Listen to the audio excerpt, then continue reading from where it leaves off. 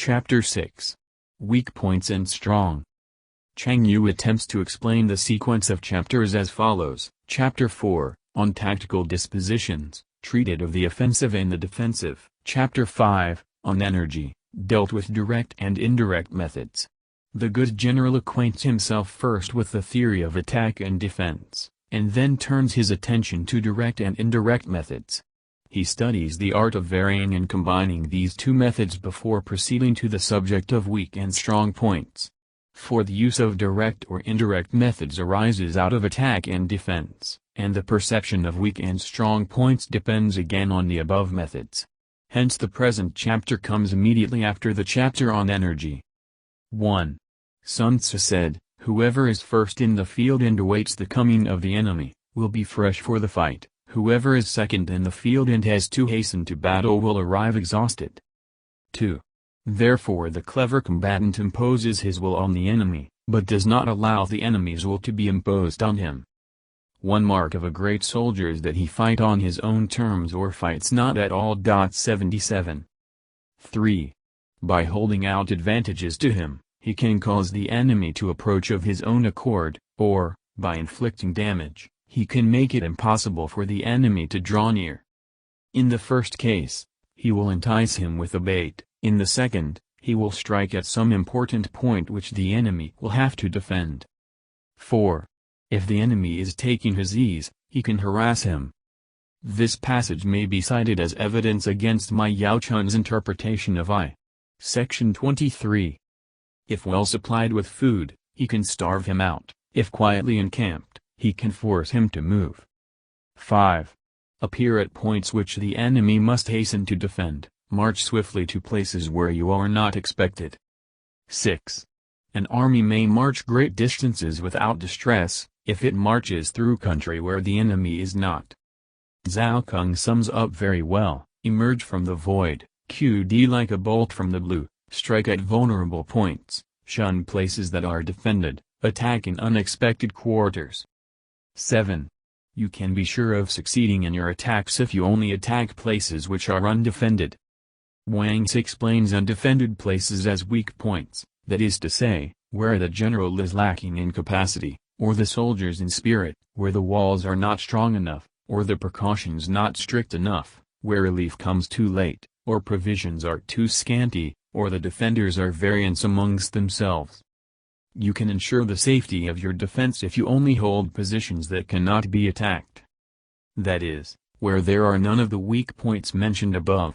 There is rather a nice point involved in the interpretation of this later clause. Tu Mu, Chun Hao, and Ma Yao-chun assumed the meaning to be, in order to make your defense quite safe, you must defend even those places that are not likely to be attacked, and Tu Mu adds, how much more, then, those that will be attacked. Taken thus, however, the clause balances less well with the preceding, always a consideration in the highly antithetical style which is natural to the Chinese. Chang Yu, therefore, seems to come nearer the mark in saying, he who is skilled in attack flashes forth from the topmost heights of heaven, c4. Section 7, making it impossible for the enemy to guard against him. This being so, the places that I shall attack are precisely those that the enemy cannot defend. He who is skilled in defense hides in the most secret recesses of the earth, making it impossible for the enemy to estimate his whereabouts. This being so, the places that I shall hold are precisely those that the enemy cannot attack. 8. Hence that general is skillful in attack whose opponent does not know what to defend, and he is skillful in defense whose opponent does not know what to attack. An aphorism which puts the whole art of war in a nutshell. 9. O divine art of subtlety and secrecy! Through you we learn to be invisible, through you inaudible. Literally, without form or sound, but it is said of course with reference to the enemy. And hence we can hold the enemy's fate in our hands. 10. You may advance and be absolutely irresistible, if you make for the enemy's weak points. You may retire and be safe from pursuit if your movements are more rapid than those of the enemy. 11. If we wish to fight, the enemy can be forced to an engagement even though he be sheltered behind a high rampart and a deep ditch.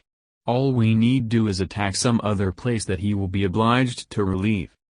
Sun Tzu says, if the enemy is the invading party, we can cut his line of communications and occupy the roads by which he will have to return. If we are the invaders, we may direct our attack against the sovereign himself. It is clear that Sun Tzu, unlike certain generals in the late Boer War, was no believer in frontal attacks. 12. If we do not wish to fight, we can prevent the enemy from engaging us even though the lines of our encampment be merely traced out on the ground. All we need do is to throw something odd and unaccountable in his way.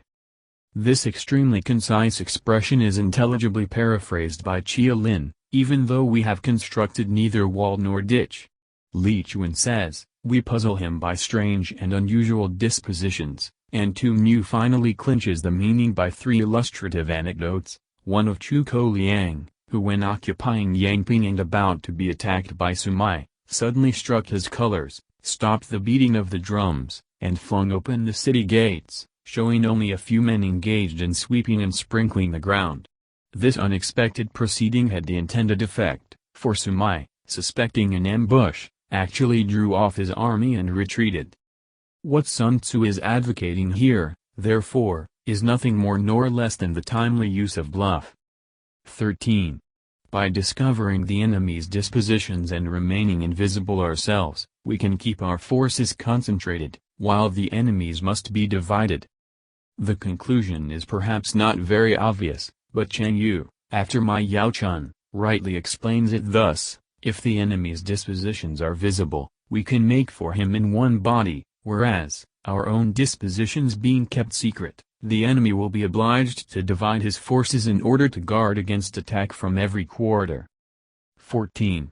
We can form a single united body, while the enemy must split up into fractions. Hence there will be a whole pitted against separate parts of a whole, which means that we shall be many to the enemy's few. 15. And if we are able thus to attack an inferior force with a superior one, our opponents will be in dire straits. 16. The spot where we intend to fight must not be made known, for then the enemy will have to prepare against a possible attack at several different points. Sheridan once explained the reason of General Grant's victories by saying that while his opponents were kept fully employed wondering what he was going to do, he was thinking most of what he was going to do himself. And his forces being thus distributed in many directions, the numbers we shall have to face at any given point will be proportionately few. 17. For should the enemy strengthen his van, he will weaken his rear; should he strengthen his rear, he will weaken his van; should he strengthen his left, he will weaken his right; should he strengthen his right, he will weaken his left. If he sends reinforcements everywhere, he will everywhere be weak. In Frederick the Great's instructions to his generals we read, a defensive war is apt to betray us into too frequent detachment. Those generals who have had but little experience attempt to protect every point, while those who are better acquainted with their profession, having only the capital object in view, guard against a decisive blow, and acquiesce in small misfortunes to avoid greater. 18. Numerical weakness comes from having to prepare against possible attacks, numerical strength, from compelling our adversary to make these preparations against us. The highest generalship, in Colonel Henderson's words, is to compel the enemy to disperse his army, and then to concentrate superior force against each fraction in turn. 19. Knowing the place and the time of the coming battle, we may concentrate from the greatest distances in order to fight. What Sun Tzu evidently has in mind is that nice calculation of distances and that masterly employment of strategy which enable a general to divide his army for the purpose of a long and rapid march, and afterwards to effect a junction at precisely the right spot and the right hour in order to confront the enemy in overwhelming strength. Among many such successful junctions which military history records, one of the most dramatic and decisive was the appearance of Blucher just at the critical moment on the field of Waterloo. 20. But if neither time nor place be known, then the left wing will be impotent to succor the right equally impotent to succor the left, the van unable to relieve the rear, or the rear to support the van. How much more so if the furthest portions of the army are anything under 100 li apart, and even the nearest are separated by several li. The Chinese of this last sentence is a little lacking in precision, but the mental picture we are required to draw is probably that of an army advancing towards a given rendezvous in separate columns, each of which has orders to be there on a fixed date. If the general allows the various detachments to proceed at haphazard, without precise instructions as to the time and place of meeting, the enemy will be able to annihilate the army in detail. Chang Yu's note may be worth quoting here: if we do not know the place where our opponents mean to concentrate or the day on which they will join battle, our unity will be forfeited through our preparations for defense, and the positions we hold will be insecure. Suddenly happening upon a powerful foe, we shall be brought to battle in a flurried condition, and no mutual support will be possible between wings, vanguard or rear, especially if there is any great distance between the foremost and hindmost divisions of the army. 21. Though according to my estimate the soldiers of you exceed our own in number, that shall advantage them nothing in the matter of victory. I say then that victory can be achieved. Alas for these brave words! The long feud between the two states ended in 473 BC with the total defeat of Wu Baichen and its incorporation in Yue. This was doubtless long after Sun Tzu's death.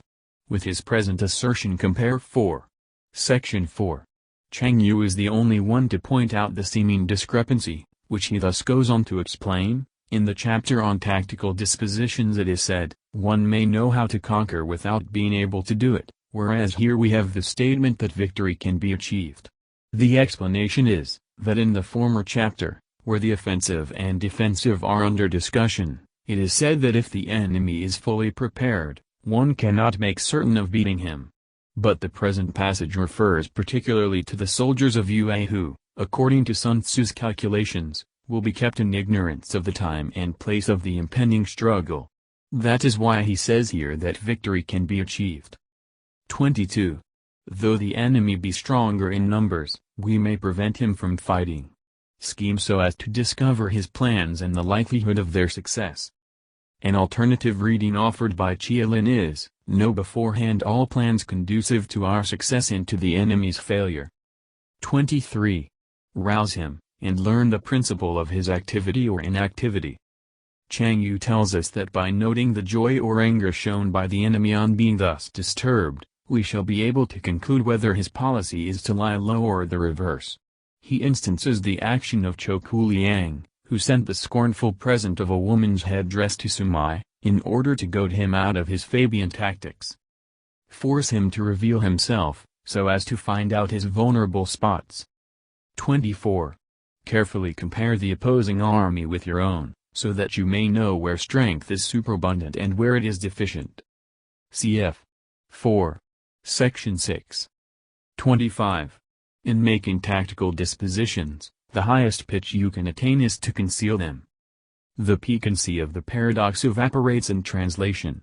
Concealment is perhaps not so much actual invisibility, see supersection 9, as showing no sign of what you mean to do, of the plans that are formed in your brain.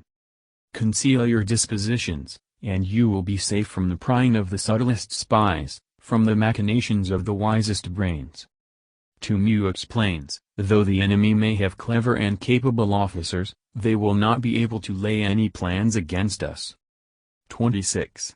How victory may be produced for them out of the enemy's own tactics, that is what the multitude cannot comprehend. 27. All men can see the tactics whereby I conquer, but what none can see is the strategy out of which victory is evolved. That is, everybody can see superficially how a battle is won. What they cannot see is the long series of plans and combinations which has preceded the battle. 28. Do not repeat the tactics which have gained you one victory, but let your methods be regulated by the infinite variety of circumstances. As Wang Tzu sagely remarks, there is but one root principle underlying victory, but the tactics which lead up to it are infinite in number. With this compare Colonel Henderson, the rules of strategy are few and simple. They may be learned in a week. They may be taught by familiar illustrations or a dozen diagrams. But such knowledge will no more teach a man to lead an army like Napoleon than a knowledge of grammar will teach him to write like Gibbon. 29. Military tactics are like unto water, For water in its natural course runs away from high places and hastens downwards. 30. So in war, the way is to avoid what is strong and to strike at what is weak. Like water, taking the line of least resistance. 31. Water shapes its course according to the nature of the ground over which it flows. The soldier works out his victory in relation to the foe whom he is facing. 32. Therefore, just as water retains no constant shape, so in warfare there are no constant conditions. 33. He who can modify his tactics in relation to his opponent and thereby succeed in winning, may be called a heaven-born captain. 34. The five elements, water, fire, wood, metal, earth, are not always equally predominant.